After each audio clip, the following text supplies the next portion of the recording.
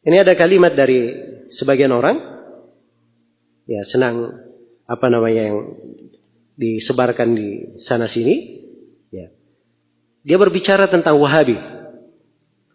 Ya, ditanya pendapatnya apa itu Wahabi. Maka dikatakan bahwa Wahabi katanya diambil dari kata Muhammad bin Abdul Wahab. Maka pengikutnya disebut Wahabi. Ya. Ini sudah memberikan opini ya, seperti itu. Ini saya beri contoh bagaimana sebagian orang sangat gampang sekali memberikan dari opini-opini. Iya. Terus katanya tapi karena nama ini sudah terlalu buruk, negatif, maka berganti baju. Ya. Berganti baju. Dalam sebuah riwayat berganti casingnya. Ganti baju, jadi apa bajunya sekarang yang baru? Katanya Salafi. Bajunya yang baru. Jadi Wahabi itu baju lama, Salafi itu baju apa? Baju barunya. Ya. Masya Allah. Ini Salafi dia bicara lebih jauh lagi. Salafi itu adalah orang yang mengikuti jalan apa? Jalan as-salaf. Ya. Nisbat kepada Salafi itu sudah ada disebutkan oleh Imam As-Sam'ani di dalam kitab Al-Ansab. Kitab Al-Ansab ini semua nasab yang pernah dipakai oleh umat Islam dari masa Nabi sampai di masa As-Sam'ani ada di situ disebutkan. Dari nasab-nasab para rawi, para ulama. Ada di situ. Salah satunya nasab as-salafi. Salafi nisbat kepada keyakinan, kepada agama, mengikuti jalan para as-salaf as-salih. Itu ada di situ. Ya. Jelas ya? Jadi kalau dia bilang baru, ya memang karena dia baru lahir. Ya. Orang yang baru lahir wajarlah, biarkan saja. Jelas ya? Kata salafi ini sudah dipakai oleh Imam Ad-Dhahabi. Ya. Imam Ad-Dhahabi berkata tentang Ibnu Salah, Abu Amr Ibnu Salah, penulis kitab Ulumul Hadith. Ya. Bahwa Ibnu Salah ini salafiyul i'tiqad atau salafiyul mu'taqad. Dia salafi akidahnya. Tentang Imam Ad-Darqutni, kata Ad-Dhahabi, kana salafiyan, dia adalah seorang yang salafi. Ya. Jadi lucu juga ya kalau Imam Ad-Darqutni misalnya dikatakan Wahabi. Hah? Imam Al-Bukhari rahimahullahu ta'ala dalam akidah yang dinukil oleh Al-Lalakai di Syarh Ushul I'tiqad Ahlussunnah wal Jamaah, beliau berkata, saya berjumpa lebih dari 1000 orang guru. Semua gurunya tidak ada silang pendapat dalam beberapa hal. Salah satunya adalah mengikuti jalannya para sahabat. Ya. Itulah jalannya para salaf. Jadi nukil kesepakatan tentang mengikuti jalannya siapa? Jalannya as-salaf. Ya. Kata Ibnu Qudamah rahimahullahu taala dalam Dammut Ta'wil. Ini semua orang di berbagai madhab menukil dari Ibnu Qudamah. Ya. Kalau Ibnu Qudamah berkata ulama sepakat begini, ulama sepakat begini, ulama sepakat begini dalam pembahasan fikih, mereka terima. Kenapa? Karena Ibnu Qudamah ini dia hafal ucapan para ulama dari masa Nabi sampai ke masa dia. Ya. Jadi kalau Ibnu Qudamah berkata sepakat, orang apa? Orang dengar.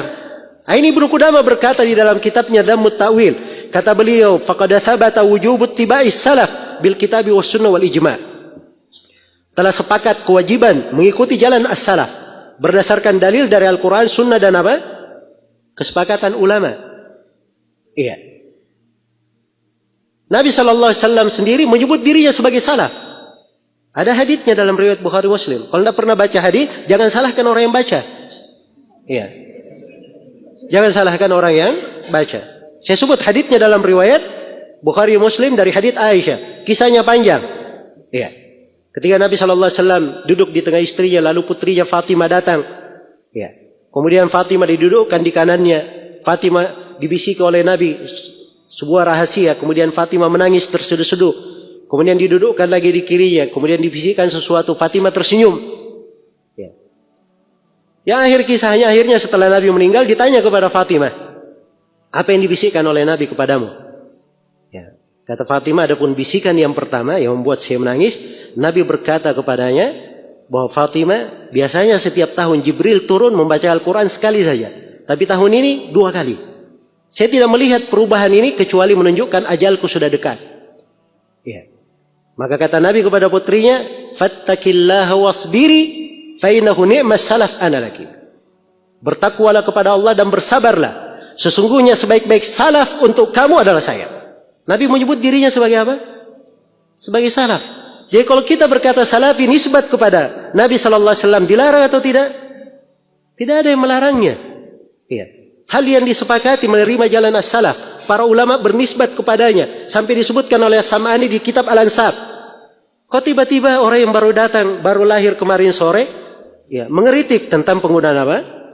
Penggunaan salafi. Itu pun kita tidak mengharuskan orang pakai kata salafi. Ya, silahkan pakai ahli sunnah wal jamaah, ahli hadith, at-taifatul mansurah, silahkan. Ya. Salafi itu dia bukan organisasi. Ya. Dia bukan kaplingan sebagian orang. Ya. Salafi ini bukan cap yang stempel dan mereknya itu, ya, sudah dimiliki oleh sebuah perusahaan. Siapa yang berpegang dengan Al-Quran dan As-Sunnah mengikuti jalan Nabi Sallallahu Alaihi Wasallam, itulah salafi namanya. Dia ahli sunnah wal jamaah. Apapun warga negaranya, bagaimanapun warna kulitnya, apapun bahasanya, yang jelas dia berpegang dengan Al-Quran dan As-Sunnah sesuai dengan jalan Nabi Sallallahu Alaihi Wasallam dan para sahabat, ya, para as-salaf. Maka itulah yang disebut dengan nama apa? Dengan nama salafi. Ini jangan mengaburkan. Ya. Jangan mengaburkan. Jelas ya? Kata salafi itu sudah dipakai dari dulu. Ya. Ini mereka ingin kaburkan bahwa salafi ini pembahasan apa? Pembahasan baru. Ini baru muncul. Karena Wahabi katanya sudah negatif, sekarang ganti casing, ganti baju. Ya. Ya, warna baru lagi namanya. Bajunya yang baru namanya apa? Salafi. Ya.